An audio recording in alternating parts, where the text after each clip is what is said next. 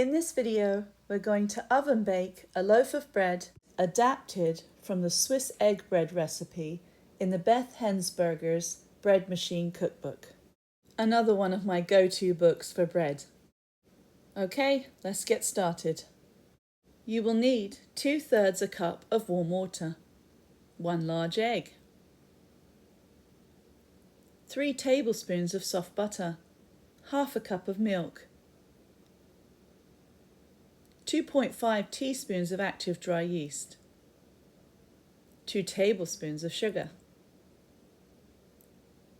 1.5 tablespoons of vital wheat gluten, and 2 teaspoons of salt, plus 4 cups of bread flour. Okay, ready to start mixing the ingredients? First, the warm water in the stand mixer bowl. Adding the yeast and the sugar. We'll give that a little stir, and then we're going to let this rest for about 15 minutes before adding the next ingredients. We're going to add the salt and the egg and give that a little stir.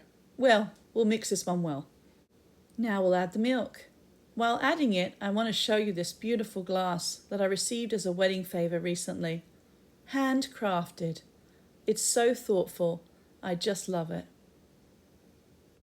Let's give this a good stir and set it aside while we work on the flour.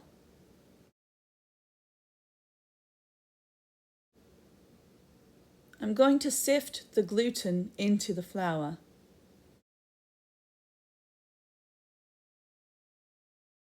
I'm going to give that a gentle stir with the whisk, just so I don't make too much dust. And then I'm going to cut the butter into the flour. I just came up with this way of doing it when I was recording the video. It seemed to work. Now I'm going to fold it in and then use my hands to really mix the butter into the flour. Once this is complete, it's time to mix the two together. We're going to combine them in the stand mixer bowl.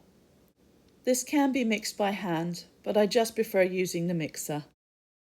It saves me a little bit of time and energy. Once this is ready, I form it into a ball and place it on a little flour in the base. Then I cover with wrap and try to seal it as airtight as I can, and then let it rise. When it's risen almost to the top of the bowl, I put parchment paper on a baking sheet with a sprinkle of flour and form the dough into a round. I flatten it out a bit so that I can form a bit of a loaf shape. You can make it any shape you like, really. At this point, I like to add some texture using a serrated knife. And here I'm doing a bit of a lattice, and I'm pressing the knife in only maybe 2 millimeters. The deeper this is scored, the higher chance of having large pieces protruding from the top of the loaf, like the one above. It's really personal taste how much you'd like to score the loaf. Let's see how this one turns out when I just score it lightly.